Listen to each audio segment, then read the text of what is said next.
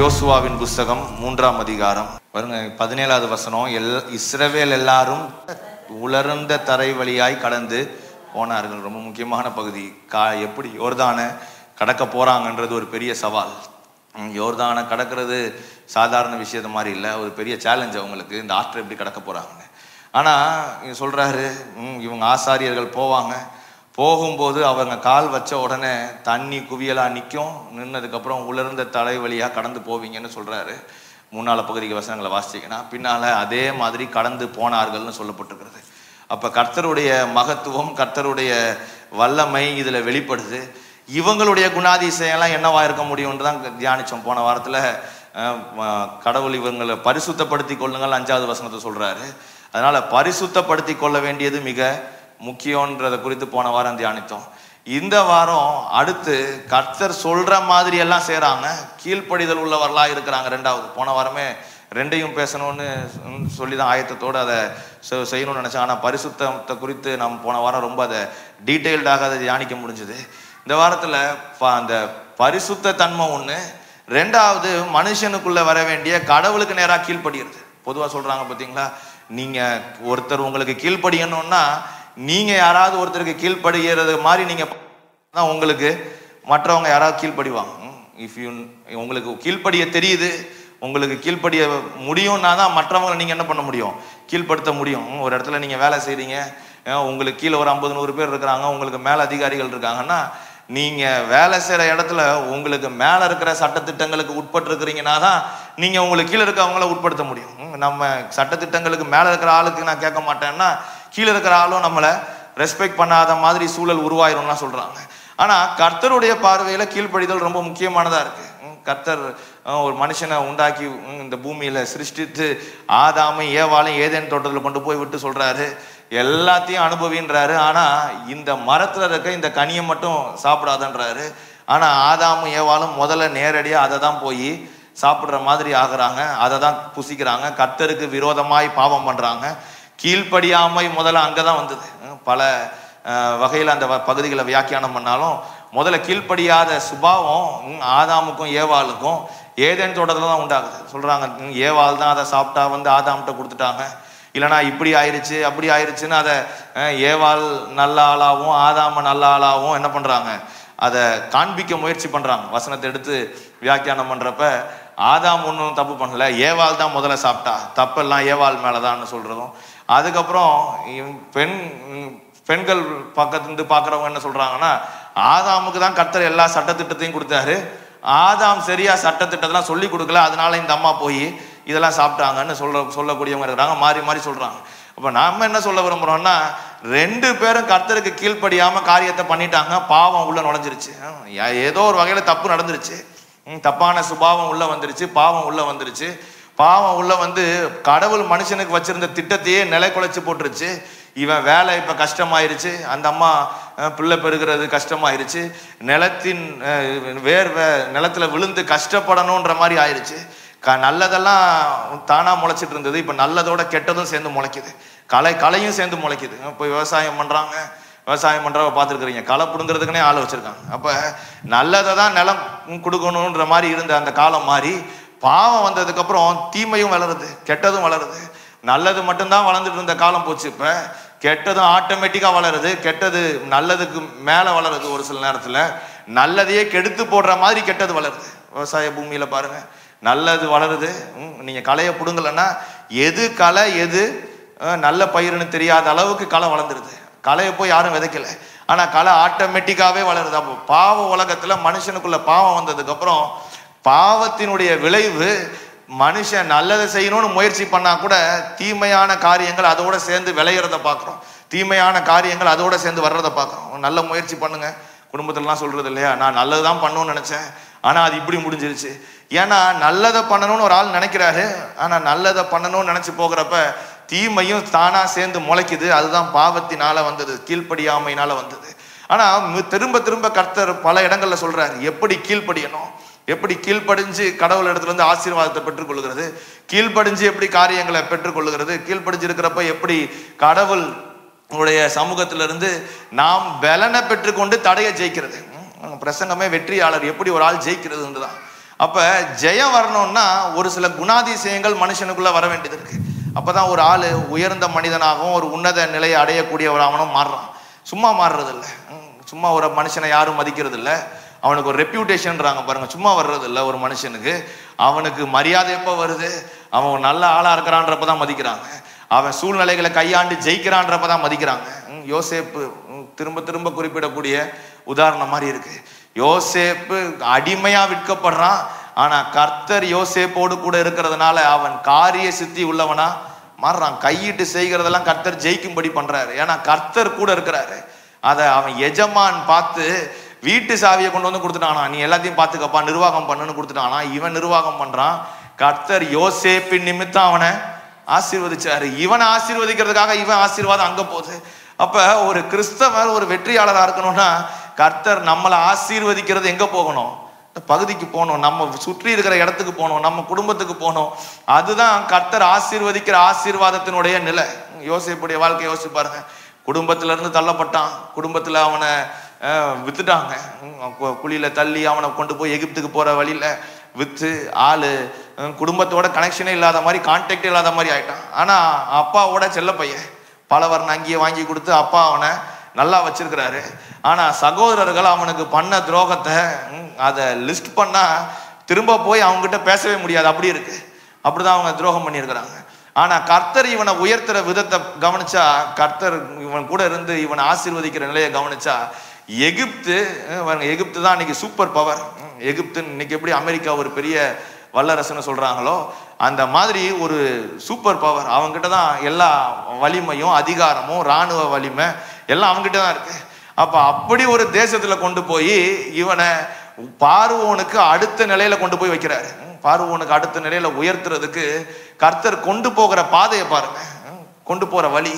அப்ப மனுஷன் கீழ்ப்படிஞ்சு போறான். போகிறப்ப அவனுக்கு படிப்படியா ஜெயம் வருது. அவன் அந்த ஊருக்கே ஆசீர்வாதமா மாறுறான், அந்த தேசத்துக்கே ஆசீர்வாதமா மாறுறான். சும்மா இல்லை. பல பேர் உயர்ந்து இன்னைக்கு நல்ல நிலையில இருக்கவங்கள போய் பேட்டி எடுங்க. அந்த பேட்டியெல்லாம் போட்டு பாருங்க. என்ன சொல்றாங்க? நான் இந்த ஊர்ல இந்த இடத்துல சாதாரணமா பிறந்தேன், இங்க இருந்தேங்க, ஆனா இன்னைக்கு இந்த இடத்துல இருக்கிறேன், இந்த தெருவில் இப்படி சுத்திக்கிட்டு இருந்தேன்.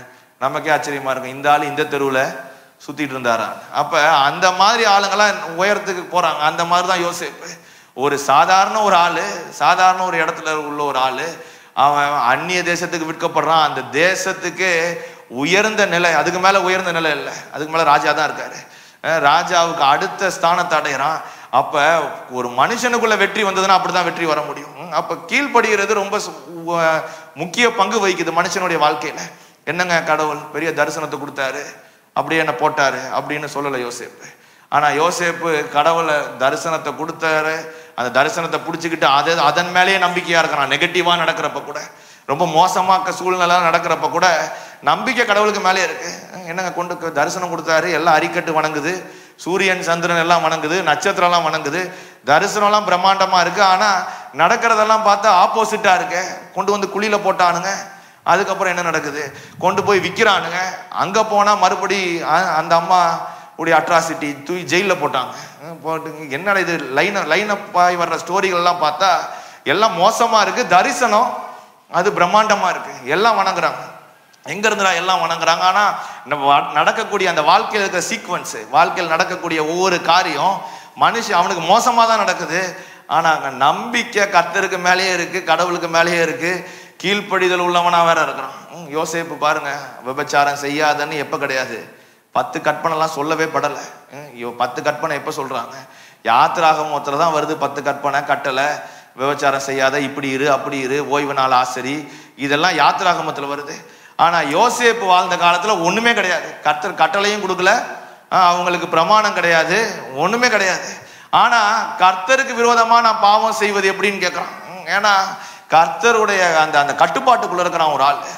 கீழ்ப்படுகிறதுன்னா ஒரு சில நேரத்துல மக்கள் நினைக்கிறாங்க, நான் இதுக்கு கீழ்ப்படியணும், நான்லாம் கீழ்ப்படியெல்லாம் நான் போக மாட்டோம். வீட்டுல சின்ன பிள்ளைங்கள்ட்ட சொல்லி பாருங்க கீழ்ப்படின்னு. என்ன கீழ்ப்படி? மேல் படியில இருக்கிறோம் நாங்க, கீழ்ப்படியெல்லாம் மாட்டோம், அதெல்லாம் முடியாது. ஆனா பாருங்க, கடவுளுக்குள்ள ஒரு மனுஷன் கண்டிப்பா நிச்சயமா கீழ்படுகிறப்பதான் கர்த்தர் என்ன பண்றாரு? ஆசீர்வதிக்கிறாரு, தடையை தாண்ட பண்றாரு, தடையை தாண்டி தடையை ஜெயிக்க பண்றாரு. கர்த்தருக்குள்ள ஒரு மனுஷன் தன்னை கட்டுப்படுத்த வேண்டியது அவசியமா இருக்குது. அப்பதான் ஜெயம் வருது. அதை அதை அதை அதை அதை சொல்றது தான் நமக்கு பைபிள் கையில கொடுக்கப்பட்டிருக்கு. பல சம்பவத்தை எதுக்கு பதிவு பண்ணி வச்சிருக்கிறாங்க பைபிள்ல? கர்த்தருக்குள்ள ஒரு மனுஷன் தன்னை கட்டுப்படுத்துறான், அதுதான் கீழ்ப்படுகிறது. வேற எதுவும் இல்லை. அவர் பேச்ச, யாரோ ஒருத்தருடைய பேச்சை கேட்குறீங்க அப்படின்னா என்ன அர்த்தம்? கணவன் இருக்கீங்க, மனைவி இருக்கீங்க, 2 பேர் இருக்கீங்கன்னா ஒரு குடும்பம், 2 பேரும் மாறி மாறி ஒருத்தருடைய பேச்சை கேட்டுக்கிறீங்கன்னா என்ன அர்த்தம்? 2 பேரும் ஒருத்தரோட ஒருத்தர் கட்டுப்பட்டு இருக்கிறீங்க. அதனாலதான் அவங்க சொல்றத ஏத்துக்கிறீங்க. இல்லைன்னா ஏத்துக்க மாட்டீங்க. நீ என்ன சொல்றது, நான் என்ன செய்யறதுன்னு ஆயிரும். நீ சொல்ற மாதிரிலாம் செய்ய முடியாதுன்னு இவர் சொல்லுவாரு, அந்த அம்மா ஒண்ணு சொல்லுவாங்க. 2 பேரும் மாத்தி மாத்தி சண்டை தான் போடணும். அப்ப 2 பேரும் கட்டுப்பட்டு இருக்கிறாங்கன்றத எதை காட்டுது? அப்போ ஒருத்தரோட ஒருத்தர் அவங்க அதை அனுசரிச்சு கீழ்ப்படிஞ்சு நடக்கிறாங்கன்றத காட்டுது. அப்போ ஒரு மனுஷனா இருக்கிற ஒரு ஆளு, ஒரு மனுஷன், ஒரு மனுஷி கர்த்தருக்குள்ள கட்டுப்பட்டு இருக்க அப்புறம் தான் என்ன வருது? கடவுள் சொல்றத அப்படியே செய்யக்கூடிய மாதிரி ஆகுது. வாசிக்கிறோம் பாருங்க, அந்த யோசுவா 3வது அதிகாரத்துல 10வது வசனத்துல இருந்து வாசிச்சோம்.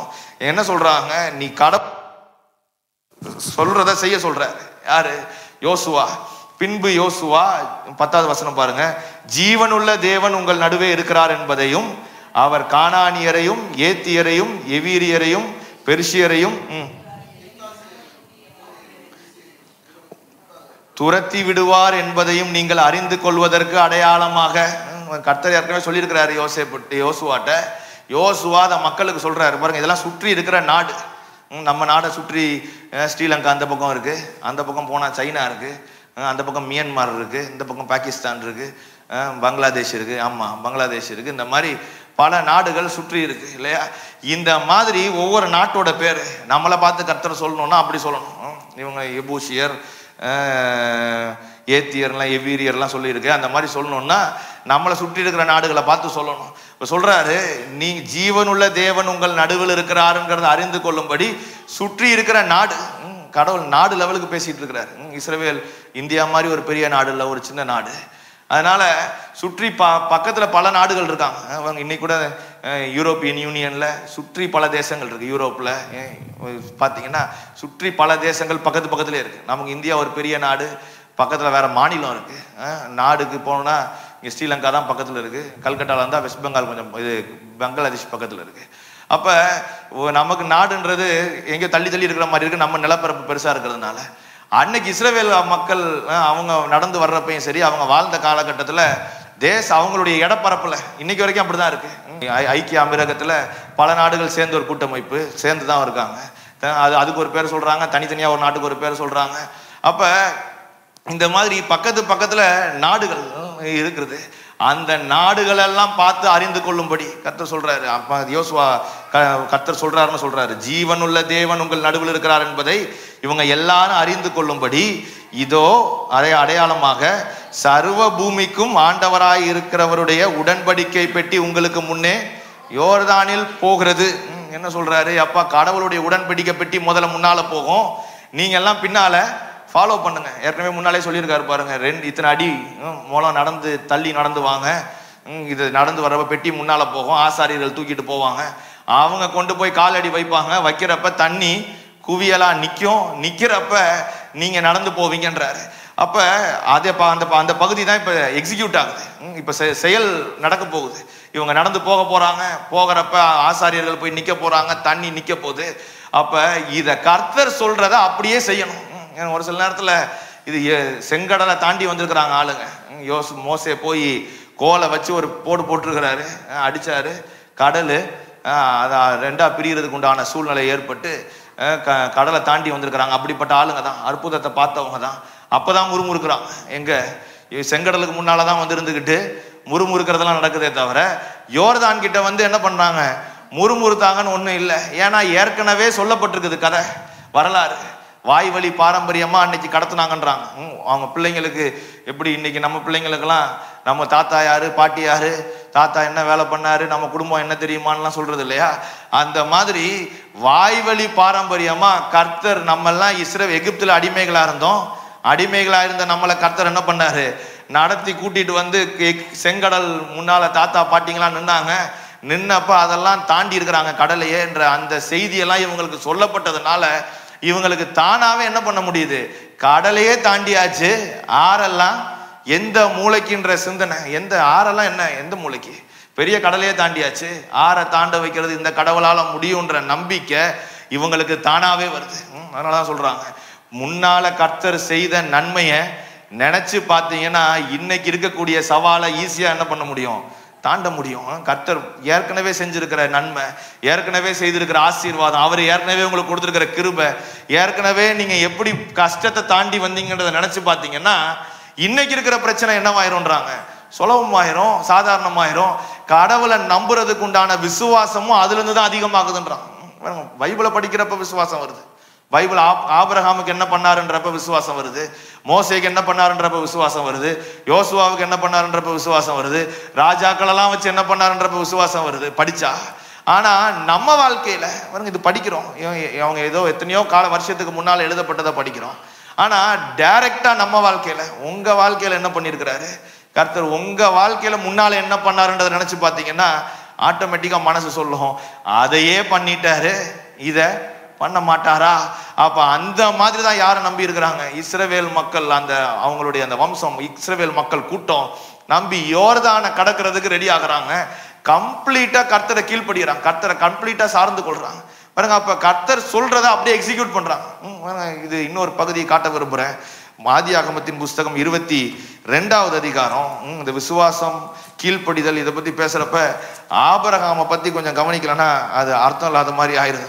அதனால ஆதியாகமம் 22 வசனங்கள் 1-19 வரைக்கும் அந்த நிகழ்ச்சி சொல்லப்பட்டிருக்கிறது. எப்படி கர்த்தர் இவனுக்கு ஒரு பிள்ளையை கொடுத்து அந்த பிள்ளைய இவனுக்கு கடவுள் பலி செலுத்தும்படி கேட்கிறார் என்ற இந்த பகுதி சொல்லப்பட்டிருக்கிறது. 1வது வசனத்திலிருந்து 19வது வசனம் வரைக்கும். கீழ்ப்படிதல் எப்படி வரணும்னு சொல்றாங்கன்னா, கீழ்ப்படிதல் கடவுள் சொல்றத கண்மூடித்தனமா அப்படியே கேட்டு நம்பக்கூடிய அளவுல இருக்கணும் பாருங்க. இதாவது பரவாயில்ல, இஸ்ரவேல் மக்கள் ஏதோ ஆறு ஓடுது, ஆசாரியர்கள்லாம் முன்னால போவாங்க, 2000 அடி முழம் நீரம் தள்ளி தான் நடந்து போகணும், போங்க. அங்க போறப்ப குவியலா நிற்கும், நிக்கிறப்ப என்ன பண்ணலாம், நம்ம எல்லாம் கடந்து போகலாம். இடம் கேப் இவ்வளவு இருக்கு, ஆசாரியர்களுக்கும் கர்த்தருடைய பெட்டிக்கும் 2000 முழம் நீளம் இருக்கு. அப்போ ஒரு நேரம் என்ன தோணும்னா, பெட்டி முன்னால போகுது, தைரியமா நம்ம போகலான்ற ஒரு ஒரு ஒரு ஒரு ஒரு காட்சி இருக்கு கண்ணுக்கு முன்னால. உங்களை யாரோ ஒருத்தர் நடத்துறாங்கன்றப்ப நீங்க என்ன பண்ணிட முடியும், தைரியமா போவீங்க.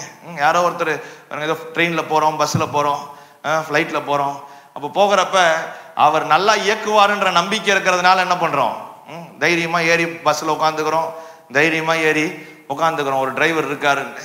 ஆனா யாருமே கண்ணுக்கு தெரியலன்னு வைங்க, டிரைவரே கண்ணுக்கு தெரியல, ஆட்டோ பைலட்ல ஓடுது, ஆட்டோ பைலட் மோடி என்னன்ற அறிவு இல்லைன்னு வைங்க நமக்கு. அது எப்படி ஓடும், தானா எப்படி இயங்குன்ற என்ன இல்லைன்னா ஆளு கண்டிப்பா பயப்படதான் செய்வாரு.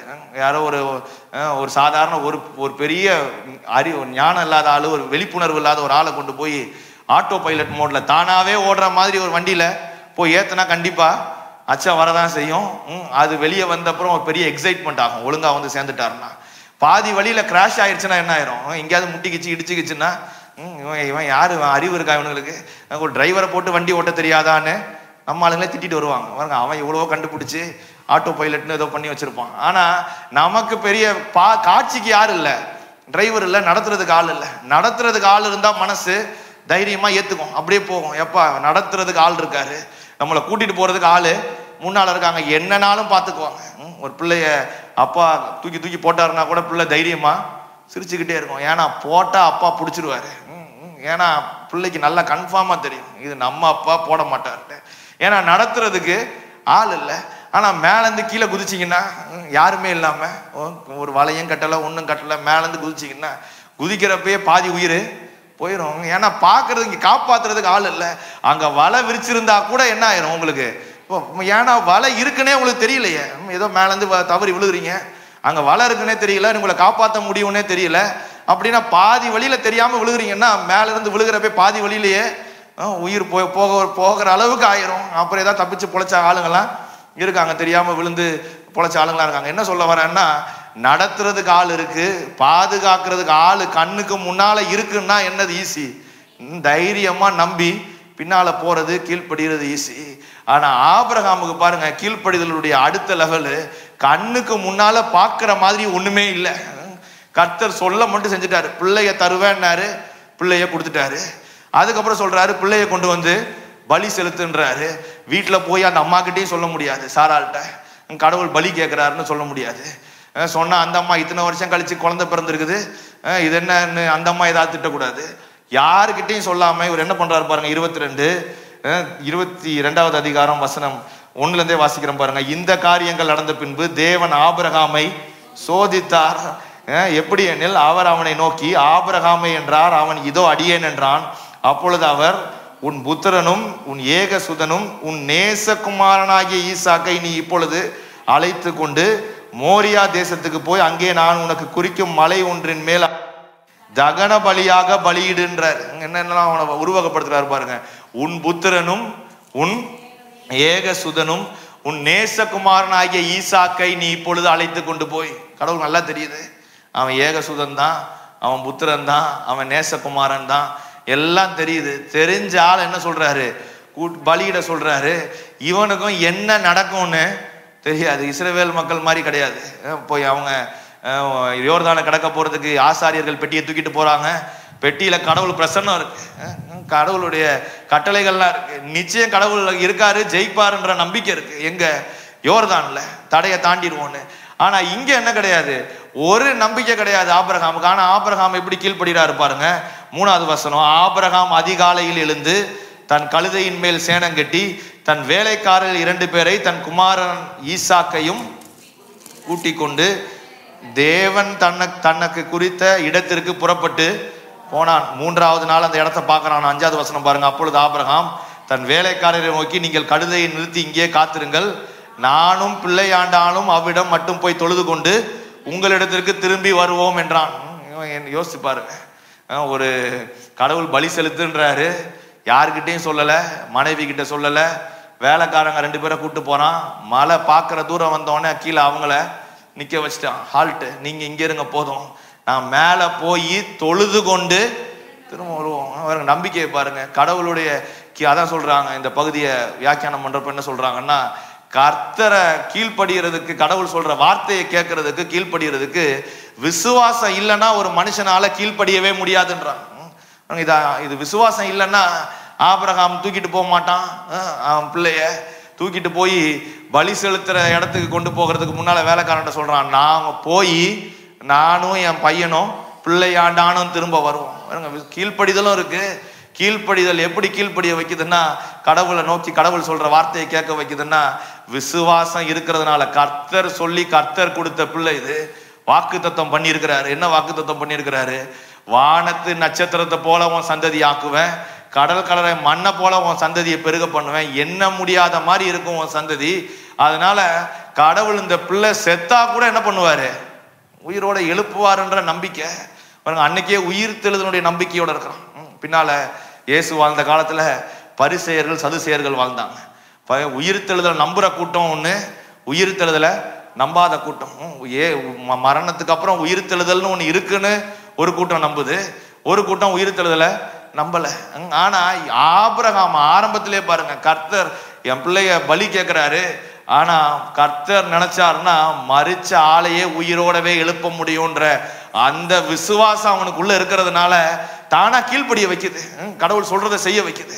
பாருங்க, அப்படி செய்யறப்பதான் ஜெயம் வருது. பாருங்க, எதுக்கு காட்டுறாரு கர்த்தர், எதுக்கு ஆபிரகாமை சோதிக்கிறாரு.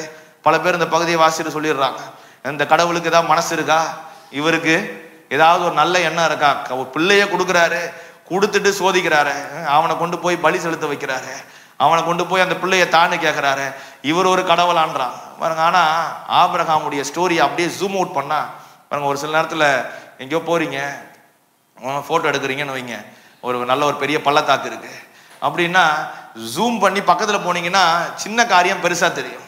ஆனா அதை ஜூம் அவுட் பண்ணீங்கன்னா கம்ப்ளீட்டா இருக்கக்கூடிய பிக்சர் தெரியும். அப்ப ஆபிரகாமுடைய கதையில ரொம்ப பக்கத்துல போய் பார்த்தா ஈசாக்கை பத்தி பாக்குறப்ப அவன் பையனை ரொம்ப நேசிக்கிறாரு ஈசாக்கு ரொம்ப ஈசாக்கு ஆபிரகாமால ரொம்ப நேசிக்கப்படுறாருன்றத நினைக்கிறப்ப என்ன தோணுது, என்ன கடவுள் இப்படி போய் கேட்கிறாருன்னு நினைக்க தோணுது. ஆனா கடவுள் இங்க என்ன பண்றாரு, ஆபிரகாம் பின்னால விசுவாசிகளின் தகப்பன் என்று அழைக்கப்படுறான். பாருங்க, நம்ம முன்னோர்கள் யாருக்கா தெரியுமா? எனக்கு எங்க தாத்தா பேர் தெரியும், அவ்வளவுதான் நினைக்கிறேன். அதுக்கு முன்னால ஒருத்தர் பேர் தெரியும். ஆனா ஆபிரகாம் பேர் இங்க பூரா பேருக்கும் தெரியுது. கடவுள் எதுக்கு ஆயத்தப்படுத்துறாரு? விசுவாசிகளின் தகப்பன்னு ஆயத்தப்படுத்துறாரு. இன்னைக்கும் ஆபிரகாமை பத்தி என்ன பண்றோம்? அவன் விசுவாசத்தை பத்தி பேசுறோம். அதை பத்தி பேசுறதுக்கு தான் அவனை புரிஞ்சுக்கும்படி பண்றாரு. எப்பா, நான் பின்னால கடவுளை அனுப்ப போறேன், கடவுள் இயேசுவை அனுப்ப போறேன் இந்த பூமியில, இயேசுவை பிறக்க பண்ண போறேன். அப்ப கடவுளுடைய குமாரன் இந்த பூமிக்கு வரப்போறாரு, அவர் மரிக்க போகிறாரு, அவர் உயிரோட எழும்ப போறாரு, இப்படிதான் பலியாக போகிறாரு. இத ஆபிரகாம் புரிஞ்சுக்கணும். கடவுள் பின்னால தம்முடைய குமாரனை அனுப்புறாரு. அதான் வாசிக்கிறோம் யோவான் 3:16. ஆங்கிலத்தில் எப்படி வருதுல, for God so love the world. கடவுள் இந்த உலகத்தின் மேல அன்பு கூர்ந்தார், இந்த பூமிக்கு மேல அன்பு கூர்ந்தாரு. அவர் இந்த பூமிக்கு மேல கம்ப்ளீட்டா அவருடைய அன்பு இருக்கிறதுனால அவருடைய குமாரனையே கடவுள் என்ன பண்ண போறாரு? அனுப்ப போறாரு. அதுதான் இயேசு. அவர் மரிக்க போறாரு. இத ஆபிரகாம் உணர்ந்து அந்த நிலையை அடைகிறதுக்கு தான் கர்த்தர் அவனை அப்படி சோதிக்கிறார். என்ன நடக்க போகுது உலகத்துல? பலி செலுத்தி தான் அன்னைக்கு கம்ப்ளீட்டா கடவுளை ஆராதிக்கணும்னாலே பலி செலுத்தணும். அப்படிதான் ஆராதிக்கிறாங்க. நோவாவை பாருங்க, நேரா இறங்குறாரு, பேழையில இருந்து இறங்கினோடனே பலி செலுத்தி தான் அன்னைக்கு ஆராதிக்கிற முறைமை இருந்தது பழைய ஏற்பாட்டுல. ஏன்னா ஏன் பலி செலுத்தி ஆராதிக்கிறாங்க? தேவாலய பிரதிஷ்டை பண்றப்ப பலி செலுத்துறாங்க, ஆயிரக்கணக்கான ஆடு மாடு. ஏன் பலி செலுத்துறாங்கன்னா, இயேசு இந்த மாதிரி தான் வந்து பிறந்து மரிக்க போறாரு. மனு குலத்தின் பாவத்தை மீட்கிறதுக்கு பாவம் இல்லாத ரத்தம் சிந்தப்படணும், பலியாகணும். அதுதான் கான்செப்ட். அப்ப பாவம் இல்லாத ரத்தம் இயேசு சிந்தப்பட போகிறாரு. ரத்தம் சிந்தப்பட போகுதுன்றத திரும்ப திரும்ப காட்டுறது தான் என்ன பண்ண சொல்றாரு? பலி செலுத்து. எகிப்துல இருக்கிறாங்க, ஆட்டின் ரத்தத்தை அடிச்சு நிலக்கால்ல பூசு. ஏன் இயேசுவின் அதை ஏன் பூசு சொல்றாருன்னா, இயேசுவின் ரத்தம் சிந்தப்பட போகுது. இயேசுவின் ரத்தத்துக்கு என்னெல்லாம் வல்லமை இருக்குன்றத ஒரு மனுஷன் புரிஞ்சுக்கணும். அப்ப இதெல்லாம் ஒரு மனுஷன் தெரிஞ்சுக்கிறதுக்காக தான் அன்னைக்கு பலி செலுத்த வேண்டியது இருந்துச்சு. அப்ப ஆபிரகாமுக்கு கர்த்தர் காண்பிக்கிறார், நான் உனக்கு ஒரு நேசகுமாரனை கொடுத்துருக்கிறேன், உனக்கு ஒரு புத்திரனை கொடுத்துருக்கிறேன், அந்த புத்திரனை நீ எனக்காக கொண்டு போய் பலி செலுத்து. இவர் கல்லஞ்சக்காரர்கள் இந்த கடவுள். ஏன்னா இவர் அவருடைய குமாரனையே இந்த பூமிக்கு அனுப்புனார். அதுதான் இயேசு. கிறிஸ்துமஸ் அதுதான் கொண்டாடுறோம். இயேசு இந்த பூமியில வந்து பிறந்தாரு. இயேசு பிறப்பதான் கொண்டாடுறோம். இயேசு பிறந்தாரு.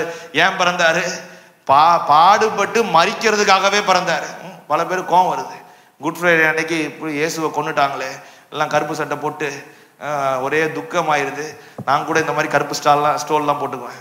ஏன்னா ஒரே துக்கம்ன்ற மாதிரி ஒரே சபையெல்லாம் கருப்பா மாட்டிடுறாங்க. ஏன்னா ஒரே துக்கம், இயேசு செத்துட்டாரு. ஒரு சிலர்லாம் வருஷத்துக்கு 3 தடவை தான் கோயிலுக்கு வருவாங்கன்றாங்க. ஏன்னா ஒரு தடவை கிறிஸ்துமஸ், ரெண்டாவது நியூ இயர், அப்ப 4 தடவை new year, good Friday, Easter. Good Friday அன்னைக்கு அதை ஒரு அழகா ஒரு காமெடி சொல்லுவாங்க. ஒரு குடிகாரர் ஒருத்தர் இருந்தாராம். அவரு குட் ஃப்ரைடே குடிச்சிட்டு வந்தாராம். ஏன்பா குடிச்சிட்டு வந்திருக்கேன்னா, பாவம் இயேசு செத்துட்டாருக்கேன்னாராம். சரி, 2 நாள் கழிச்சு புது வருஷம் வந்துதான், அப்பயும் ஆளு குடிச்சிட்டு இருந்தாராம். அப்போ ஒரே என்னப்பா இன்னைக்கு குடிச்சிருக்க, அன்னைக்கு தான் செத்துட்டாரு, இன்னைக்கு உயிரோட எழுப்பிட்டாரு, சந்தோஷம் ஆயிடுச்சு. நம்ம ஆளுங்களுக்கு இது அப்படியே ஒரு சாக்குல ஏதோ ஒண்ணு பண்ற மாதிரி. இயேசு மரிக்கிறதுக்காக தெரிஞ்சேதான் எங்க வராரு? பூமிக்கு வராரு. மரிக்க போறான்னு தெரிஞ்சுதான் அந்த பூமியில வந்து பிறக்கிறாரு. அப்ப அன்னைக்கு கோவப்பட வேண்டியதில்லை, வருத்தப்பட வேண்டியதில்லை. அதுதான் ஒரு பாஸ்ட் பொண்ணு, ஒரு சின்ன குழந்தை அவங்க அப்பாட்ட கேக்குது, அப்பா குட் ஃப்ரைடேன்னு பேர் வச்சிருக்கு, அப்புறம் ஏன் அன்னைக்கு எல்லாரும் துக்கமா இருக்கிறாங்க? பேரே என்னது? குட் ஃப்ரைடே, நல்ல ஃப்ரைடே, நல்ல புனித வெள்ளி தமிழ்ல சொல்றாங்க. அப்ப எதுக்கு அன்னைக்கு எல்லாரும் ரொம்ப துக்கமா இருக்கிறாங்க, எதுக்கு கருப்பு ட்ரெஸ் எல்லாம் போட்டுக்கிறாங்கன்னு கேட்டுச்சான். அப்பதான் அவர் யோசிக்கிறாராம், நல்லது தானே இது, நல்ல ஃப்ரைடே தானே, நம்ம எதுக்கு போட்டு துக்கப்படணும்? அன்னைக்கு பாட்டெல்லாம் கவனிச்சு பாருங்க, ஒரே துக்கமா இருக்கும். அப்படியே போட்டு இயேசு பாவம் அவரு வழியே இல்லாம செத்துட்டாருன்ற மாதிரி, இவங்கெல்லாம் விட்டா அவரை போய் காப்பாத்திருப்பாங்கன்ற மாதிரி தான் அன்னைக்கு எல்லாம் புரிதல். இப்படி இல்லை, இயேசு மரிக்கிறதுக்காக தான் வந்தாரு, இயேசு பாட அனுபவிக்க தான் வந்தாரு. அதான் இயேசு போய் சொல்றாரு பேதுருக்கிட்ட, சீஷர்கள்ட்ட சொல்றாரு, நான் பாட அனுபவிக்கவும் மரிக்க தான் வந்திருக்கேன். பேதுரு சொல்றாரு, இல்ல ஆண்டவரே, இது உங்களுக்கு தான் நடக்கக்கூடாது. சொல்றாரு, பின்னால போ சாத்தானே, பின்னால போன்றாரு. ஏன்னா அவர் எதுக்கு வந்தாரு? மரிக்கிறதுக்காக தான் வந்தாரு, மரித்து மனுக்குலத்தை மீட்க தான் வந்தாரு. அப்ப இயேசு வந்த நோக்கமே மனுஷனை மீட்க தான். அப்ப ஆபிரகாமும் அதை புரிஞ்சுக்கணும். நான் என் குமாரன் அனுப்பி மரிக்க கொடுக்க போறேன். அப்ப நீ புரிஞ்சுக்க, எதை? இயேசு வந்து எப்படி மரிக்க போகிறாரோ அந்த மாதிரிதான் உன் பையனை பலி கொடுன்னு கேட்கிறேன். நீ என்ன மனநிலையில் இருக்கன்னு பாக்குறதுக்கு தான் அவர். ஏன்னா ஆபிரகாம் வந்து விசுவாசிகளின் தகப்பனா கருதப்பட போகிறாரு. இன்னைக்கு வரைக்கும் பேசுறோம், இயேசுவை எப்படி பேசுறோமோ, கர்த்தரை எப்படி பேசுறோமோ, அந்த மாதிரி ஆபிரகாமை இன்னைக்கு வரைக்கும் பேசுறோம். ஏன்னா ஆபிரகாம் இப்படி கர்த்தர் சோதிச்சப்ப கூட தைரியத்தோட என்ன பண்றாரு ஆளு, கண்ணுக்கு முன்னால பார்த்து நம்பி கீழ்படுகிறதுக்கு கட்டுப்படுறதுக்கு ஒண்ணுமே இல்லை, ஆனா கட்டுப்படுறாரு. பாக்குறதுக்கு ஏதாவது இருந்தா என்ன பண்ணலாம், ஈஸியா கட்டுப்படலாம். பாருங்க, ஒரு ஸ்தாபனத்துல வேலை செய்றீங்க, இல்லைன்னா ஒரு ஆபீஸ்ல வேலை செய்றீங்க, இல்லை ஏதோ இடத்துல வேலை செய்றீங்கன்னா அந்த அமைப்பு ரொம்ப வலிமையா இருந்தா என்ன பண்ணுவோம், அவன் சொல்றதெல்லாம் கேட்போம். ரொம்ப ஸ்ட்ராங்கா இருக்குங்க, அவனால் நமக்கு ஏதோ ஒரு பிரயோஜனம் இருக்குன்னா சொல்றதெல்லாம் கேட்டு அந்த அமைப்போட ஆளுங்க இருப்பாங்க. ஆனா அது கொஞ்சம் அசையுது, இது கொஞ்சம் அப்படியே காலி ஆயிரும், பணம்லாம் ஒன்றும் இல்லை, எல்லாம் திவால் ஆயிரும்னு தெரிஞ்ச ஆளுங்க அங்கிருந்து கிளம்பிடுவாங்க. எப்ப இது வேலைக்கு ஆகாது, இங்க இருந்தா நம்மளும் அவுட் ஆயிரும், கிளம்பு. அப்ப ஆளு பலமா இருக்கிறப்ப, கண்ணுக்கு முன்னால காட்சி ஸ்ட்ராங்கா இருக்கப்ப என்ன பண்ண முடியுது, தைரியமா நம்ப முடியுது, தைரியமா இது பண்ண முடியுது. பாருங்க, பொதுவா மக்களை சொல்றது இல்லையா, இவர் ஜெயிக்கிற பக்கம் தாங்க இருப்பாரு. யாரையா ஒருத்தர் எல்லாம் பார்த்து சொல்லுவாங்க, இவர் எங்க ஜெயிக்குதோ அங்க போயிடுவாங்க, அங்க போய் சேர்ந்துக்குவாங்கலாம் சொல்றாங்க. பாத்தீங்களா, காத்து எங்க அடிக்குதோ அங்க போய் சேர்ந்துக்குவாங்க அப்படிலாம் சொல்றாங்க. ஏன்னா பொதுவா மனுஷனுடைய மனநிலை அதுதான், அங்க சொல்றதெல்லாம் கேட்பாங்க. ஏன்னா அங்க என்ன இருக்கு, கண்ணுக்கு முன்னால பாக்குறதுக்கு ஸ்ட்ராங்கா பிக்சர் இருக்கு, எப்ப வழி நடத்துறதுக்கு ஆள் இருக்கு, மாசம் மாசம் கரெக்டா நமக்கு வர வேண்டியதெல்லாம் வந்துரும்ன்ற நம்பிக்கை இருக்கிற வரைக்கும் ஆளு கட்டுப்பட்டு கீழ்ப்படிய முடியும். ஆனா கண்ணுக்கு முன்னால பாக்குறப்ப ஒண்ணுமே இல்லைன்னா கூட, ஆபிரகாம் அப்படிதான். ஆபிரகாமுக்கு பாக்குறதுக்கு ஒண்ணும் இல்லை, கர்த்தர் சத்தம் மட்டும் கேக்குது. சொல்றாரு, பிள்ளை தருவேன்னாரு, பல வருஷம் காத்திருந்தது, அதையும் பெற வேண்டியதாகி போச்சு. ஆனா நம்பிக்கை என்ன இருக்கு, வயசான காலத்திலையும் பிள்ளை பிறந்ததுன்ற நம்பிக்கை இருக்கு. வேற ஒன்றும் சொல்லிக்கிற மாதிரி இல்லை, பார்த்து நம்புறதுக்கு ஒன்றும் இல்லை, அப்படியே காட்சி அளித்தார். நம்ம ஆளுங்களாம் சொல்றாங்க பாருங்க, ராத்திரி கர்த்தர் என் ஜெபத்துல வந்தாரு, வந்து இப்படி சொன்னாரு, அப்படி சொன்னாரு, இதை செய்ய சொன்னாரு அப்படிலாம் நம்ம ஆளுங்க சொல்றாங்க. அந்த மாதிரிலாம் ஒன்றும் ஆபிரகாமுக்கு டெய்லி வந்து என்ன பண்ணிட்டு இருக்கல அவரு. ஒரு சிலருக்குலாம் டெய்லி வந்துடுறாங்க, இட்லி கிட்டிலாம் கொண்டு வந்து கொடுக்குறாங்கன்றாங்க. ஒரு சிலர் இருக்கலாம், அதை கொடுத்தாங்க இதை கொடுத்தாங்க எனக்கு எல்லாம் சொல்றாங்க. அந்த மாதிரிலாம் ஆபிரகாமுக்கு கொண்டு வந்து கொடுக்கல, அப்பப்ப சத்தம் மட்டும் கேட்குது, பேசுறாரு, அப்படியே காட்சி அளிச்சாருன்னா சொல்றாங்க. அவன் காட்சி அளிச்சா தப்பு இல்லை, கிண்டல் பண்ணலன்னா. என்ன சொல்ல வரேன்னா, அப்படிலாம் ஆபிரகாமுக்கு ஒன்றும் நடக்கலைன்ற. ஆனாலும் விசுவாசம் இருக்கு, விசுவாசம் அவனை தானா கீழ்ப்படிய வைக்குது. பாருங்க, அப்படி சொல்லி பின்பு எல்லாம் ரெடி பண்ண பாருங்க. 9வது வசனத்துல, தேவன் அவனுக்கு சொல்லி இருந்த இடத்திற்கு வந்தார்கள். அங்கே ஆபிரகாம் ஒரு பலிபீடத்தை உண்டாக்கி கட்டைகளை அடுக்கி தன் குமாரனாகிய ஈசாக்கை கட்டி அந்த பலிபீடத்தில் அடுக்கிய கட்டைகளின் மேல் அவனை கிடத்தினான். 10வது வசனம் பாருங்க. பின்பு ஆபிரகாம் தன் குமாரனை வெட்டும்படி தன் கையை நீட்டி கத்தியை எடுத்தான். அப்பொழுது கர்த்தருடைய தூதனானவர் வானத்திலிருந்து ஆபிரகாமே ஆபிரகாமே என்று கூப்பிட்டார். அவன் இதோ அடியேன் என்றான். பிள்ளையாண்டான் மேல் கைய போடாத சொல்றாரு பாருங்க. 12வது வசனம், அவர் பிள்ளையாண்டான் மேல் கையை போடாதே, அவனுக்கு ஒன்றும் செய்யாதே, நீ அவனை உன் புத்திரர் என்றும் உன் ஏகசுதன் என்றும் பாராமல் எனக்காக ஒப்பு கொடுத்தபடியால் நீ தேவனுக்கு பயப்படுகிறவன் என்று இப்பொழுது அறிந்திருக்கிறேன் என்றான். எவ்வளவு அழகா சொல்றாரு பாருங்க. நமக்கு ஏதோ ஒரு காரியம் ரொம்ப பிடிச்சிருக்கு, அது விட மனசு இல்லை அப்படின்னா பாருங்க, கர்த்தர் அதை விடுன்றாருன்னா பாருங்க, விட்டா ஜெயம் தானா வருது, தானா ஆட்டோமேட்டிக்கா வருது. இது எப்படின்னா கர்த்தர் அழகா சொல்றாரு பாருங்க, விட தயாராயிட்டான், சாகர கொடுக்கறது போயிட்டான், பலி கொடுக்கறதுக்கு. அவன் ரொம்ப நேசகுமாரன், அவன் புத்திரன், வேற என்னெல்லாம் போட்டிருக்கு பாருங்க, ஏகசுதன். இப்படிப்பட்ட ஒரு ஒரு ஒரு ஆசை நிறைஞ்சிருக்கிற ஒரு மனுஷன் ஒரு பிள்ளையை கொண்டு போய் பலி செலுத்த கேட்டவனே பலி கொடுக்குறான் பாருங்க. ஊழியத்துக்கு வாங்கன்னு சொல்லுங்களேன், ஒரு சிலர்லாம் வர ஒப்பே கொடுக்க மாட்டான். ஊழியத்தை கூட விடுங்க, நீங்க போய் கர்த்தர் சொல்றபடி நான் வாழ்றேன்னு கையை தூக்க சொல்லுங்க. சபையில பாதி கை தான் தூக்கும், மீதி கை மேலேயே வராது. என்னங்க கைக்கு எதாவது ஆயிடுச்சானா, இல்லை மனசுல ஏதோ ஆயிடுச்சுன்னு. ஏன்னா நம்ப முடியல. கர்த்தருக்கு கர்த்தருடைய சித்தத்தின்படி என் வாழ்க்கையை அமைச்சுக்கிறதுக்கு தயாரான்னு கேளுங்க. பெரும்பாலும் என்ன பண்ண மாட்டாங்க, பயமா இருக்கு. ஏன்னா கர்த்தர் நல்லதெல்லாம் கொடுக்காம போயிட்டாருன்னா, கர்த்தர் நல்லதெல்லாம் செய்யாம போயிட்டாருன்னா, கர்த்தர் நல்ல காரியத்தெல்லாம் எனக்கு என் வாழ்க்கையில நடக்க வைக்காம போயிட்டாருன்னா என்னவாயிரும்ன்ற அச்சம் மனுஷனுக்குள்ள வந்ததுக்கு அப்புறம் என்ன பண்றாங்க, கடவுள் பேச்சை கேட்டு நடங்கன்னு நீங்க சொன்னீங்கனாலே என்ன ஆகுது, அப்படியே சுருங்கிருது தலை. என்னங்க இது கர்த்தர் பேச்சை கேட்கறதா, அவரு டஃப்பானதெல்லாம் வச்சிருப்பாரு, பெரிய பெரிய சேலஞ்ச் எல்லாம் வச்சிருப்பாரு, கஷ்டமானதெல்லாம் வச்சிருப்பாரு பாருங்க. கஷ்டமானதை வச்சிருந்தாலும் அதை தாண்டி ஜெயிக்கிறப்ப வர்ற சந்தோஷம் இருக்கு, அந்த சந்தோஷத்துக்கு ஈடு இணை என்ன இல்லை உலகத்துல நீங்க என்ன கொடுத்தும் வாங்க முடியாது. டஃப்பானதை வச்சிருக்கிறாரு, ஆனா பெஸ்டானதை வச்சிருக்காரு, நல்லதை வச்சிருக்காரு. பாக்குறதுக்கு டஃப் மாதிரி தான் இருக்கு, ரொம்ப மோசமானதா தான் இருக்கு, ஆனா பெஸ்டானதை வச்சிருக்காரு பாருங்க. அந்த 10th 12th எல்லாம் பிள்ளைங்க இப்போ எக்ஸாம் எழுத போறாங்க மார்ச் மாசம். அப்ப கொஸ்டின் பேப்பர் ஈஸியா இருக்கிறப்ப எல்லாம் 100 வாங்கிட்டாங்கன்னா ஒன்றும் என்ன இருக்காது, பெருசா அப்ரிசியேஷன் இருக்காது. ஆனா கஷ்டமான கொஸ்டின் பேப்பர்ல கொஞ்சம் பேர் மட்டும் 100 வாங்குறாங்கன்னு வைங்க, அப்போ ஒரே சந்தோஷம். ஏன்னா கொஸ்டின் பேப்பரே டஃப், ஆனா ஜெயம் வர்றப்ப எப்படி ஆகுது, நல்லா சந்தோஷம் வருது. அப்ப டஃப்பானதை ஜெயிக்கிறப்ப ஈஸியானதை ஆள் என்ன பண்ணுவான், ஈஸியா ஜெயிப்பான். அதான் சொல்லுவாங்க, 2 பேர் ஒரு சண்டை போடுறதுக்கு தன்னை உடலை தயார்படுத்தணுமா. ஒருத்தன் ஒரே சாப்பாடு சாப்பிட்டுக்கிட்டே இருக்கிறானா, ஒண்ணுமே பெருசா வேற வழியே இல்லை, இதை சேர்ந்துக்கிட்டே உட்காந்து ஒன்றும் ட்ரைனிங் போறது இல்லை, எந்த வேலையும் செய்யறது இல்லை, சும்மா உட்காந்து சாப்பிட்றதே வேலை, ஆளு குண்டாயிட்டான். ஆனா இன்னொருத்தன் அதை எப்படி பண்ணணுமோ அந்த மாதிரி ட்ரைனிங் போய் என்ன வேலைக்கு அவனை தயார்படுத்தணுமோ அந்த வேலைக்கு போறதுக்கு கடினமான முறையில உழைக்கிறானா, கடினமான முறையில காரியங்களை செய்யறானா, கடினமான முறையில ஒவ்வொரு நாளும் அவன் என்ன பண்றானா, வருத்திக்கிறானா. அப்ப டெய்லி கஷ்டப்படுறப்ப என்ன ஆயிருது, நல்லது வர்றப்ப, பெஸ்டானது வர்றப்ப, பெருசு வர்றப்ப ஈஸி ஆயிடுது. எக்ஸாம் வர்றப்ப படிக்கிற பிள்ளைங்களும் டெய்லி படிச்சு நல்லா படிக்கிற பிள்ளைங்களும் வித்தியாசம் இருக்கிறது இல்லையா. எக்ஸாம் வர்றது வர்ற அன்னைக்கு மட்டும் படிக்கிற ஆளுங்க அன்னைக்கு தான் முட்டிக்கிட்டே இருப்பான். 60 மார்க்கை தாண்டறதுக்கு ரொம்ப கஷ்டமாயிரும். இது என்னடா 60 தாண்டறதே பெரிய வேலையா இருக்குன்ற மாதிரி. ஆனா டெய்லி படிக்கிறவன் அன்னைக்கு முட்டவே மாட்டான், நிம்மதியா தூங்குவான். ஆனா அவன் மார்க்கை பாருங்க, 100 மார்க் வாங்கிட்டு வருவான். அப்ப கர்த்தருடைய திட்டம் கொஞ்சம் பார்க்கறதுக்கு கஷ்டமா இருக்கு. பார்க்கறதுக்கு என்ன இது, கர்த்தர் திட்டத்தெல்லாம் கொடுத்துட்டு கஷ்டமா கொடுக்குறாரு, இல்ல கர்த்தர் கஷ்டமா கொடுக்கல, கர்த்தர் பெஸ்டா கொடுக்குறாரு. அதனாலதான் நமக்கு எப்படி இருக்குது பாக்குறப்ப, இது பாதையே கஷ்டமா இருந்த மாதிரி இருக்கு. ஏன் கஷ்டமா இருக்குன்னா கர்த்தர் பெஸ்டானதை வச்சிருக்கிறாரு, நல்லதை வச்சிருக்கிறாரு, உங்களுக்கு நல்ல யோசனையை கொடுக்குறாரு, நல்ல காரியங்களை உங்களுக்கு வச்சிருக்கிறாரு. அதனாலதான் பாக்குறதுக்கு கஷ்டமா இருக்குதே தவிர அதை போய் ஜெயிக்கிறப்ப நல்லது இருக்கிறதுலயே மனுஷன் கொடுக்க முடியாத நல்லதை கர்த்தர் கொடுக்குறாரு. கர்த்தர் ஒரு மனுஷனால அதை செய்யவே முடியாது. நம்ம மூளை யோசிக்காததெல்லாம் என்ன பண்றாரு, கர்த்தர் செய்யறாரு. பாருங்க, 5 வருஷம் கழிச்சு நீங்க எப்படி இருப்பீங்கன்றத உங்களுக்கு தெரியாது.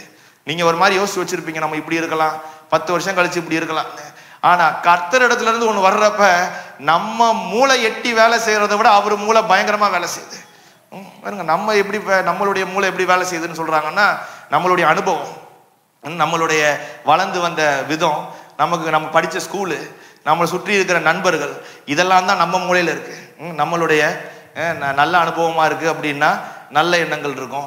ரொம்ப அடிபட்டு அவமானப்பட்டு வந்திருந்தா அதுக்கேற்ற மாதிரி கஷ்டம் நிறைஞ்சு மனசு இருக்கும். நம்மளுடைய வாழ்க்கையில இருக்கிற அனுபவம் தான் ஒரு மனுஷன்.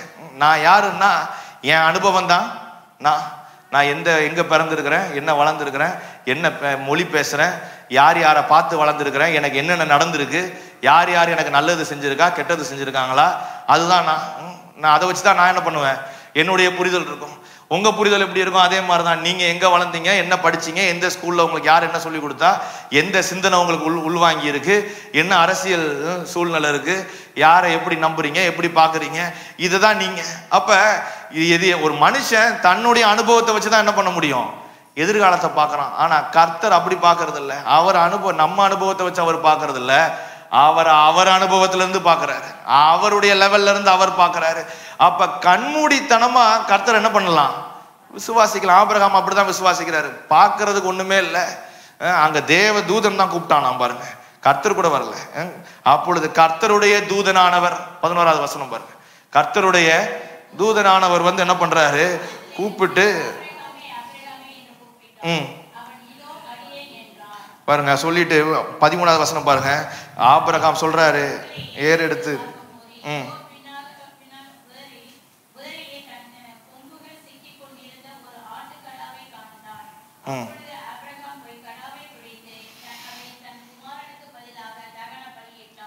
பாருங்க என்ன சொல்றாரு, குமாரனுக்கு பதிலா பலியும் செலுத்துறதுக்கும் ஆடு ரெடி.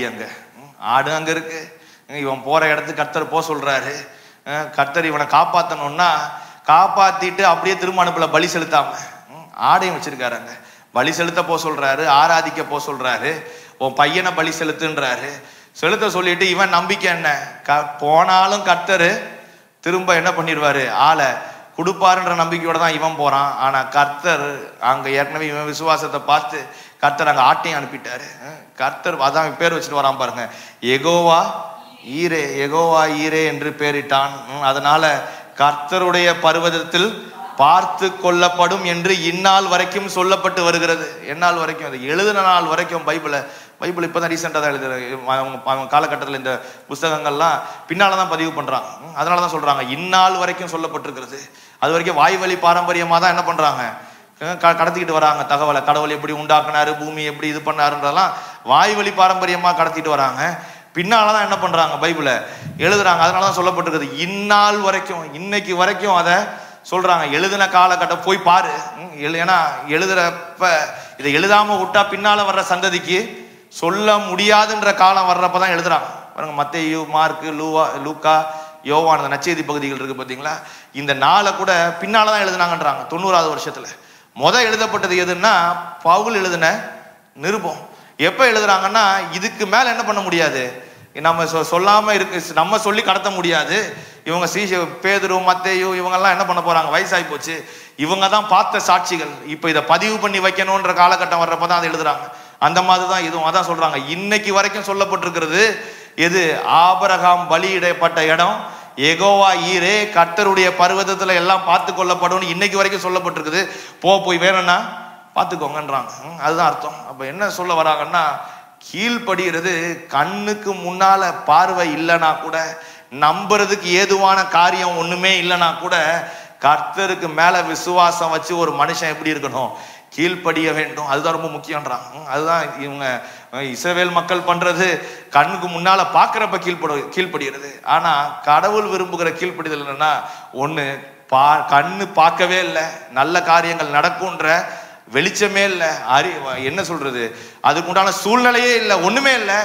ஆனா கர்த்தர் செய்வாருன்னு நம்பி கர்த்தருடைய வார்த்தையை கேட்கறது தான் அதிகப்படியான கீழ்ப்படுதல். அதுதான் நம்பர் 1 கீழ்ப்படிதல். அப்படிதான் ஒரு மனுஷன் கீழ்ப்படியணும். பார்க்க ஒண்ணுமே இல்லைங்க, நடக்குமா நடக்காதான்னு தெரியாது, ஆனா நிச்சயா நடக்கும்ன்றத நம்புறது தான் கர்த்தருக்கு முன்னால இருக்கக்கூடிய கீழ்ப்படிதல். ஒண்ணு. ரெண்டாவது, எபேசியர் இருக்கிற புஸ்தகம் 2வது அதிகாரம் 8வது வசனத்திலிருந்து 10வது வசனம் 2வது காரியம் பார்ப்போம். எபேசியர் 2 8வது வசனத்திலிருந்து 10வது. முக்கிய வசமான வசனம் என்னன்னா 10வது வசனம் தான். என்ன சொல்றாங்கன்னா, 8ல இருந்தே வாசிப்போம், அப்பதான் புரியும். கிருபையினாலே விசுவாசத்தை கொண்டு ரட்சிக்கப்பட்டீர்கள், இது உங்களால் உண்டானதல்ல, இது தேவனுடைய ஈவு, ஒருவனும் பெருமை பாராட்டாதபடிக்கு இது கிரியையினால் உண்டானதல்ல, ஏனெனில் நற்கிரியை செய்கிறதற்கு நாம் கிறிஸ்து இயேசுவுக்குள் சிருஷ்டிக்கப்பட்டு தேவனுடைய செய்கைகளாய் இருக்கிறோம்.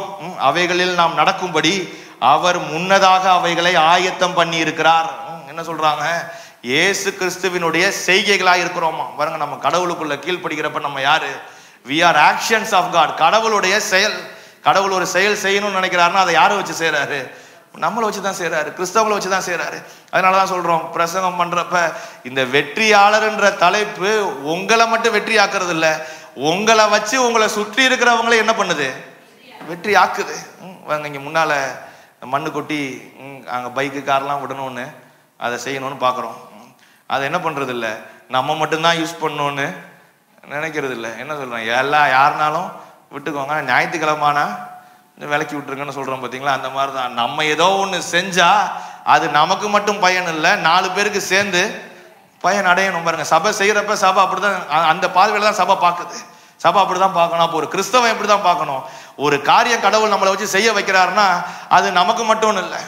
அதான் சொல்றாங்க இன்னைக்கு ஷேரிங் தான் சக்சஸ்ன்றாங்க. நீங்க எந்த அளவுக்கு பகிர்றீங்களோ அதுதான் என்னத்தை கொடுக்குது, உங்களுக்கு வெற்றியை கொடுக்குது, ஜெயத்தை கொடுக்குது, ஜெயிக்க வைக்குது.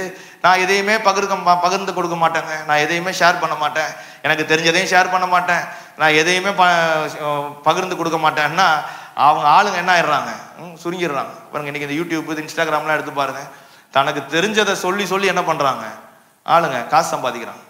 சமைக்க தான் தெரியுது ஆளுங்களுக்கு, ஆனா என்ன பண்றாங்க, ஒரு காலத்தை சமைக்கதாங்க, அதுதான் சமையலுங்க, என்ன சமையல்னா இன்னைக்கு அதை எடுத்து வீடியோ போட்டு பல கணக்கான ஃபாலோவர்ஸ் அதை பார்த்து நல்லா பணம் சம்பாதிக்கிறாங்க. புடவைய போட்டு போட்டு போட்டு காட்டி அதில் போட்டு ஒரு ஒரு ஒரு சம்பாத்தியம். என்ன, ஒரு காலத்தில் நல்ல விஷயம் தெரிஞ்சா சொல்லி தர மாட்டான். யார்கிட்டயா ஒருத்தட்ட போய் அவர் ரொம்ப எக்ஸ்பர்ட்டா இருப்பாரு, அவர்கிட்ட போய் அவர் கூடயே இருந்து 3 மாசம் வேலை செய்யணும், 6 மாசம் வேலை செய்யணும், 5 வருஷம் வேலை செய்யணும்.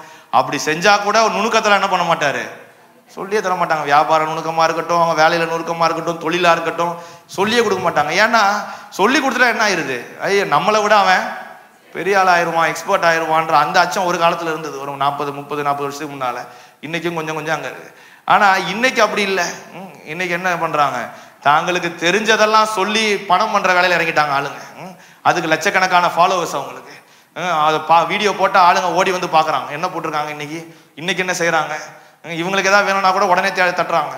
சாம்பாருக்கு வைப்பது எப்படி, இந்த அளவுக்கு ஆகிப்போச்சு. தங்களுக்கு தெரிஞ்சதை தூக்கி அங்க போடுறப்ப ஆளுங்க பாக்குறாங்க. அப்ப தங்களுக்கு தெரிஞ்சதை பகிர்றப்ப என்ன ஆகுது, இன்னைக்கு வெற்றி வருது, சக்சஸ் வருது. அப்ப கடவுள் நம்மளை ஆசீர்வதிக்கிறப்ப என்ன பண்ணணும், கர்த்தர் நம்மளுடைய மனசு திறக்கணும். அப்படி கொஞ்சம் பெருசா இருக்கணும். நம்ம யாரா இருக்கிறோம், கர்த்தருடைய செய்கைகளா இருக்கிறோம், கிறிஸ்துவினுடைய செய்கைகளா இருக்கிறோம். நம்மளுடைய செயல், நம்ம ஒண்ணு செய்யறோம்னா அது யாருக்கு, 10 பேருக்கு பிரயோஜனமா இருக்கணும். நம்ம வீட்டுக்கு மட்டும் இல்ல. ஒரு அப்படி நினைச்சிடறாங்க, நமக்கு மட்டும் தாங்க இது, நமக்கு மட்டும் இருந்தா போதும். இது இல்ல, நமக்கு மட்டும்ன்றப்ப என்ன ஆகுறது இல்ல, பெருசா வெற்றி வர்றது இல்ல.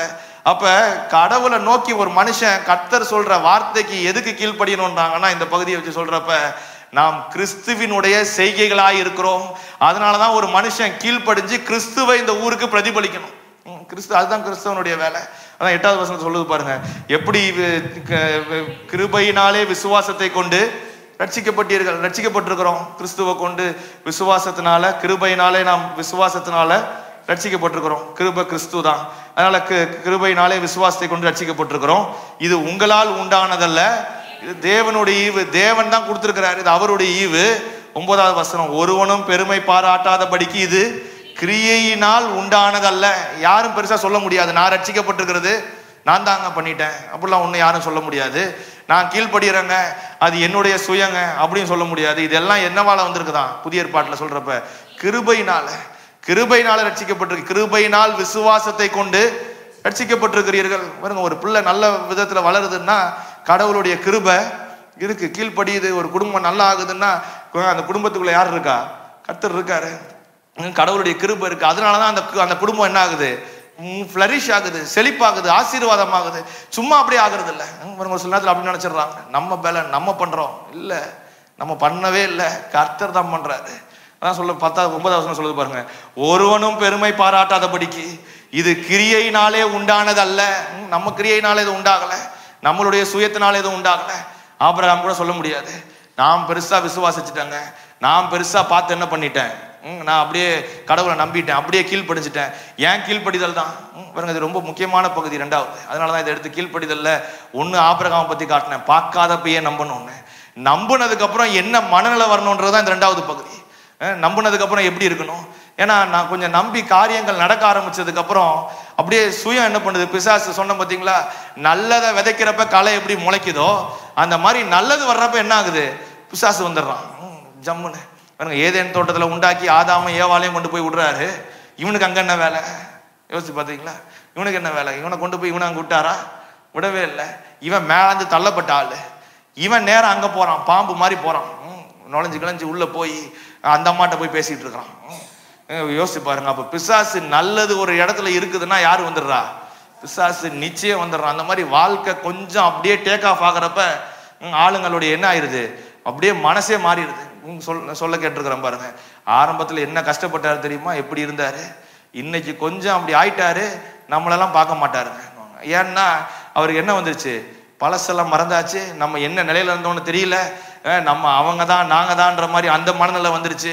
வாழ்க்கையில அந்த எண்ணம் வந்ததுக்கு அப்புறம் பெருசா என்ன பண்ண முடியாது, ஆளு போக முடியாது. பாக்குறதுக்கு போற மாதிரி இருக்கும், உள்ள போய் பார்த்தாதான் தெரியும் இவர் எங்க போயிட்டு இருக்காரு. அவரு கதையை சொல்ல ஆரம்பிச்சு நம்ம கேட்டா நம்ம தலை சுத்திரும், அப்படி ஆயிரும். என்னங்க வெளியேந்து பாக்குறப்ப ஜோரா இருந்தது, நல்லா இருக்கீங்களே, இல்லைங்க பாக்குறப்ப அப்படி தெரியுங்க, உள்ள வந்தீங்கன்னா உங்க தலை சுத்திரும்னுவாங்க. அப்ப என்ன சொல்ல வரேன்னா, இல்ல கடவுள் கொஞ்சம் மனுஷன் உயர்றப்ப அவன் என்ன பண்ணக்கூடாது, அவன் சுபாவம் மாறிடக்கூடாது. அதனாலதான் 2வது பகுதி ரொம்ப முக்கியம். கடவுள் அப்பதான் திரும்ப திரும்ப ஆசீர்வதிக்கிறாரு. கொஞ்சம் நல்லா போறப்ப ஆளு ஒழுங்கா கர்த்தருக்கு கட்டுப்பட்டு இருக்கிறப்ப, கீழ்படிஞ்சுக்கிட்டு இருக்கப்பதான் என்ன பண்றாரு, திரும்ப திரும்ப கர்த்தர் ஆசீர்வதிக்கிறாரு. கடவுளுக்கு தான் கீழ்படிகிறோம். மனுஷ சுபாவம் எங்க கீழ்படியுது, கர்த்தர் சொல்ற வார்த்தையை பரிபூர்ணமா நம்புறதுக்கு அப்படியே ஒப்பு கொடுக்குது. அப்ப எப்படி ரட்சிக்கப்பட்டிருக்கிறோம், எப்படி நமக்குள்ள கீழ்படியக்கூடிய சுபாவம் வருதுன்னா கிருபையினால வந்திருக்குது. அது எதனால நம்ம கொடுக்கப்பட்டிருக்குன்னா, நாம் 10வது வசனம் பாருங்க, நற்கிரியைகளை செய்கிறதற்கு நாம் கிறிஸ்து இயேசுவுக்குள்ளாக சிருஷ்டிக்கப்பட்டு தேவனுடைய செய்கைகளாய் இருக்கிறோம். பாருங்க 9வது வசனத்துக்கும் 10வது வசனத்துக்கும் முரணை பாருங்க. 9 என்ன சொல்லப்பட்டிருக்குது? ஒருவனும் பெருமை பாராட்டாதபடிக்கு இது கிரியையினால் உண்டாகல. 9 போடுங்க, 9ல சொல்லப்பட்டிருக்கு பாருங்க. 9 தானா? ஒருவனும் பெருமை பாராட்டாதபடிக்கு இது கிரியையினால் உண்டாகல. எது ரட்சிக்கப்பட்டது? ஒரு மனுஷன் நல்லா வாழ்றது, இதெல்லாம் எதனால வரல? அவன் செஞ்ச நல்ல காரியத்தினால வரல. கிரியைனா அதுதான், நல்ல காரியத்தினால வரல. 10 பாருங்க, 10ல என்ன சொல்லப்பட்டிருக்குது? அதே நற்கிரியைன்னு சொல்றாங்க பாருங்க 10வது வசனத்துல. ஏனெனில் நற்கிரியை செய்கிறதற்கு நாம் கிறிஸ்து இயேசுவுக்குள் சிருஷ்டிக்கப்பட்டு தேவனுடைய செய்கைகளாய் இருக்கிறோம். ஏன்னா நல்ல காரியத்தை செய்யறதுக்கு தான் நம்ம என்ன பண்ணப்பட்டிருக்கிறோம்? கிறிஸ்து இயேசுவுக்குள்ளாக சிருஷ்டிக்கப்பட்டு தேவனுடைய செய்கைகளாக இருக்கிறோம். நம்மளாம் ஆக்ஷன்ஸ் ஆஃப் காட், கடவுளுடைய செய்கை. அப்ப நல்ல காரியத்தை செய்யறதுக்கு தான் நம்ம என்ன பண்ணப்பட்டிருக்கிறோம்? சிருஷ்டிக்கப்பட்டிருக்கிறோம். நல்ல காரியத்தை செய்யறதுக்கு கடவுள் தான் நல்ல காரியத்தை செய்யறதுக்கு நமக்கு என்ன பண்றாரு? பலன் தராரே தவிர நான் நல்ல காரியத்தை செஞ்சு கடவுள்கிட்ட போறேன்னு இல்லை. வித்தியாசம் புரியுதா உங்களுக்கு? ரொம்ப முக்கியமான சப்ஜெக்ட் இதுதான் கிறிஸ்தவத்தினுடைய உண்மை. பல பேர் நினைச்சுக்கிறாங்கன்னா நம்ம நல்லது செஞ்சு எங்க போறோம்? நேரா கடவுள்கிட்ட போயிடுறாங்க, பெரிய பரிசுத்தவான் ஆயிட்டாங்க. இல்ல, நம்ம பெருசா நல்லது செய்யல, அவர் கிருபையை கொடுத்து என்ன நல்லது செய்ய வைக்கிறார். அதனாலதான் நாம் தேவனுடைய செய்கைகள்.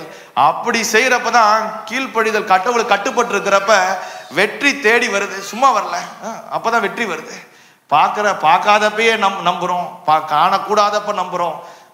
அதுதான் விசுவாசமானது. நம்பப்படுகிறவைகளின் உறுதியும் காணப்படாதவைகளின் நிச்சயம். பாருங்க, 9 மணிக்கு ஆராதனை ஆரம்பிக்கும்னா 9 மணிக்கு ஆராதனை இங்க கண்டிப்பா நடக்கும். நீங்க யாரும் என்ன பண்ணல, நம்பப்படுகிறவைகளின் உறுதி காணப்படாதவைகளின் நிச்சயத்தை சொல்றேன் பாருங்க.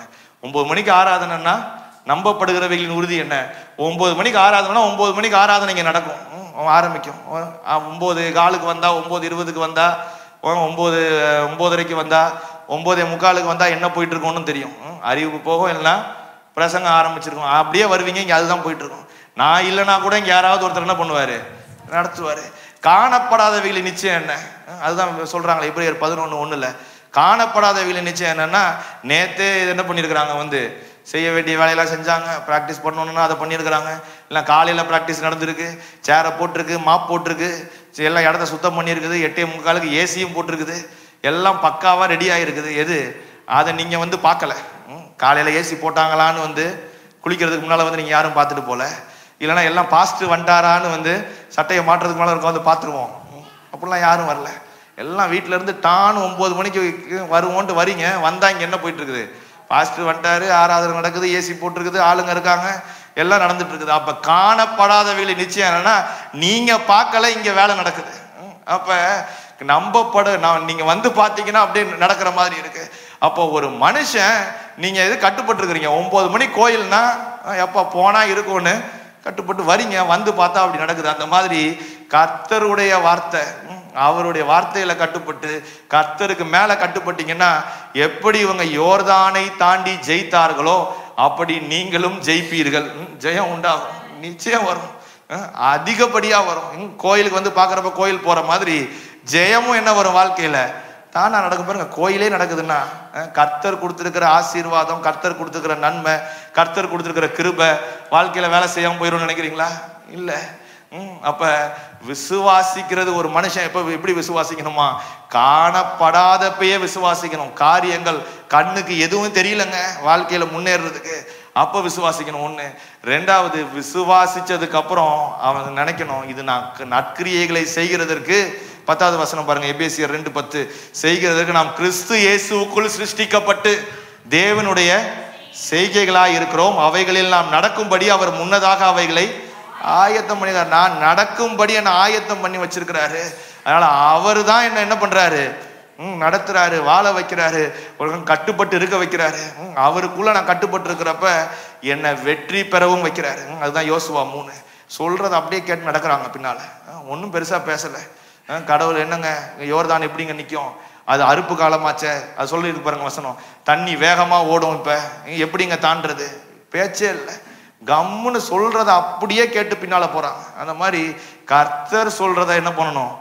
நமது குடும்பங்கள்ல கேட்கிறப்ப கர்த்தர் குடும்பங்களை தளர்க்க பண்றாரு, வளர்க்க பண்றாரு, செழிக்க பண்றாரு, அதை முன்னேற பண்றாரு.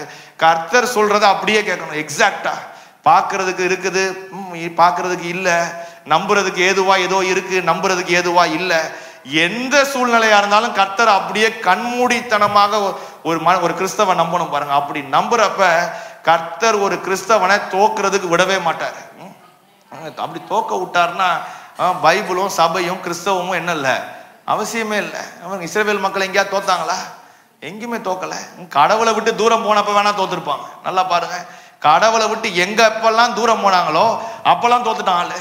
ஆனா கர்த்தருக்கு கூட ஒரு மனுஷன் இருக்கிறப்ப அவனுக்கு தோல்வின்றது ஒண்ணு வந்ததே இல்லை. அவன் ஜெயத்தோட தான் வரான். மனுஷன் ஜெயிச்ச மாதிரி பைபிள்ல இன்றைக்கு நீங்களும் ஜெயிக்கிறதற்கு கர்த்தர் என்ன வச்சிருக்கிறாரு? உங்க ஒவ்வொருத்தருக்கும் திட்டம் வச்சிருக்கிறாரு, நோக்கத்தை வச்சிருக்கிறாரு, காரியங்களை கர்த்தர் வச்சிருக்கிறாரு. அதுக்கு மேலதான் என்ன பண்ணணும்? கவனம் இருக்கணும். கண் அப்படியே போறாங்க பாருங்க. ஆசாரியர் பெட்டியை தூக்கிட்டு போறாங்க. கர்த்தருடைய பெட்டி இது, உடன்படிக்கை பெட்டி போகுது. பெட்டிக்கு பின்னால போற மாதிரி நாமும் கர்த்தருடைய வார்த்தைக்கு பின்னால போனாதான் முக்கியம். வானம் பூமி ஒளிந்தாலும் அவருடைய வார்த்தை ஒளியாது. அவருடைய வார்த்தை மாறவே மாறாது. அவருடைய வார்த்தையை ஒரு மனுஷனும் மாற்ற முடியாது. அது அழியவே அழியாது. அந்த வார்த்தைக்கு உண்டான வல்லமை அது செய்ய வேண்டிய காரியங்களை செய்து முடிக்கும். கர்த்தருடைய வார்த்தையினுடைய வல்லமை. அப்போ ஒரு மனுஷன் நம்பணும்னா அப்படிதான் நம்பணும். அப்படி நம்புறப்பதான் வெற்றியாளனாய் தன்னை மாத்திக்க முடியுது. அவன் அப்படிதான் என்ஹான்ஸ் ஆகிறான் ஒரு மனுஷன். ஒவ்வொரு வாரமும் பாருங்க, நான் ரொம்ப நம்புறேன், சபைக்கு ஆள் வர்றப்ப வாரம் வாரம் குடும்பத்துல அவங்களுக்குள்ள என்ஹான்ஸ்மெண்ட் நடந்து முன்னேற்றம் நடந்து குடும்பத்துல என்ன வரணும்? முன்னேற்றம் வரணும். இங்க சொல்லப்படுற வார்த்தை வீட்டுல வேலை செய்யணும். செஞ்சாதான் வார்த்தைக்கு அர்த்தம் இருக்கு. இல்ல சும்மா போட்டு பிரசங்கம் பண்ணி என்ன இருக்கு? நான் எதுக்கு இங்க பிரசங்கம் பண்ணிட்டு 40 நிமிஷம் ஏன் இதை போட்டு கஷ்டப்பட்டு இதை போட்டு இதை எதுக்கு கஷ்டப்பட்டு தள்ளணும்? இல்ல, கஷ்டப்பட்டு தள்ளல, இஷ்டப்பட்டு நீங்க அப்படியே அதை ஏத்துக்கிறதுக்கு தான் கர்த்தருடைய வார்த்தை இருக்கு. நான் போட்டு கஷ்டப்பட்டு இதை பண்ணணும்னு அவசியம் இல்லை. கர்த்தர் என்ன பண்றாரு? அவருடைய வார்த்தையை செயல்பட வைக்கிறார். அவர் தான் செயல்பட வைக்கிறார். வாசிக்கிறோம் பாத்தீங்களா? விளைய செய்கிறவர் கர்த்தர், விளைய செய்கிறவர் தேவன், விளைய செய்கிறவர் அவரு. வார்த்தையை கொண்டு போய் நீங்க அதை கேட்குறீங்கன்னா அதை உங்க வீட்டுல, உங்க சூழ்நிலையில, உங்க வேலையில, உங்க வியாபாரத்துல விளைய பண்றது யாரு? கர்த்தர் தான். கர்த்தர் தான் விளைய பண்றாரு. கர்த்தர் தான் காரியங்களை வாய்க்க பண்றாரு. கர்த்தர் தான் மனுஷனுக்கு வெற்றியை கொடுக்குறாரு. அப்ப எப்படி விளைச்சல் நல்லா வருதோ அந்த மாதிரிதான் மனுஷனுடைய வாழ்க்கையில வெற்றி. அப்ப கர்த்தருடைய வார்த்தையை கேட்டு கட்டுப்பட்டு போகிறப்ப யோசுவா 3 வாசம் பாருங்க, உலர்ந்த தரை வழியாய் கடந்து போகிறத போல போனாங்களாம். அப்படிதான் கடந்து போக வைக்கிறாரு. ஒண்ணுமே இல்லைங்க, இதுல என்னங்க பெரிய கஷ்டம் இருக்குன்ற மாதிரி நடந்து போறாங்க. பாக்குறப்ப நதி ஓடுது, உள்ள போய் மாட்டினா மாட்டிக்குவாங்க. ஆனா கர்த்தர் சொன்ன மாதிரி செய்யறாங்க. செஞ்சா உலர்ந்த தலை வழியா போறது போல போனா ஒண்ணுமே இல்லாத மாதிரி தாண்ட வச்சுட்டாரு. ஒண்ணுமே இல்லாத மாதிரி முடிக்க வச்சுட்டாரு. பாக்குறதுக்கு பயங்கரமா இருக்கானா, ஆனா கர்த்தரை நம்பி கீழ்படுகிறப்ப பிரச்சனைகளை சுக்குநூறா அவர் உடைச்சு போட்டுறாரு. நம்புறீங்களா? உடைக்கிறாரு. நம்புங்க, உங்க பிரச்சனை எவ்வளவு மோசமா வேணா இருக்கலாம், ஆனா கர்த்தரை முழுமையா நம்புறப்ப பிரச்சனைகளை சுக்குநூறா ஒண்ணுமெல்லாம் ஆக்குறாரு. எப்படி இவங்க யோர்தானை கடந்தார்களோ அந்த மாதிரி யோர்தான் பெரிய நதி, ஆனா நதி நின்றுச்சான் இவங்க வர்றப்ப. அப்படியே நின்று இவங்க அப்படியே ஃப்ரீயா நடந்து போறது, உலர்ந்த தரை, வெறும் தரையில நடந்து போற மாதிரி நடந்து போறாங்க. அப்படி கர்த்தர் என்ன பண்ணாரு? சூழ்நிலையவே மாற்றினாரு. கர்த்தர் நமது வாழ்க்கையிலையும் சூழ்நிலைகளை மாற்றுவார். அந்த நம்பிக்கையோட பாருங்க, அது அந்த நம்பிக்கையை வளர்க்கட்டும் உள்ளத்துக்குள்ள. கர்த்தர் சூழ்நிலைகளை மாற்றுவார் என்ற நம்பிக்கையை வளர்க்கிறதற்காக தான் இங்க கடவுளுடைய வார்த்தை பிரசங்கிக்கப்படுது. சூழ்நிலையவே அவர் ஒன்று நினைச்சாருன்னு என்ன பண்றாரு? தரமட்டமாக்குறாரு. நம்ம தான் ஏதோ பிளான் பண்ணி, நம்ம அப்படி பண்ணி, நம்ம இப்படி சிந்திச்சு இல்ல, நமக்கு முன்னால் அவர் போய் வேலை செஞ்சுக்கிட்டு இருக்காரு. நமக்கு முன்னால் அவர் போய் நம்ம எங்க போகணுமோ அங்க நமக்கான வேலையை கர்த்தர் என்ன பண்றாரு? செய்யறாரு. எப்படி அவருடைய உடன்படிக்கை பெட்டி முன்னால போய் அது ஓடி வர்ற ஆத்த நிறுத்திச்சோ அந்த மாதிரி உங்களுக்கு முன்னால போய் என்ன பண்றாரு? உங்க பிரச்சனைய நிறுத்தி உங்களை தாண்டி போக பண்றாரு. பிரச்சனை இருக்குன்னா பிரச்சனை இருக்கு, ஆனா தாண்டுவீங்களான்னு கேட்டா தாண்டுவீங்க. கர்த்தர் தாண்டி போக பண்ணுகிறவர், ஜெயிக்க பண்ணுகிறவர், வெற்றி அடைய பண்ணுகிறவர். அப்பேற்பட்ட வெற்றி நமக்கு உண்டு, நிச்சயமா உண்டு. ஜெயம் நமக்கு உண்டு, வெற்றி நமக்கு உண்டு. நம்ம சொல்லுங்களேன், ஜெயம் எனக்கு இயேசுவின் நாமத்தினால எனக்கு வெற்றி உண்டு.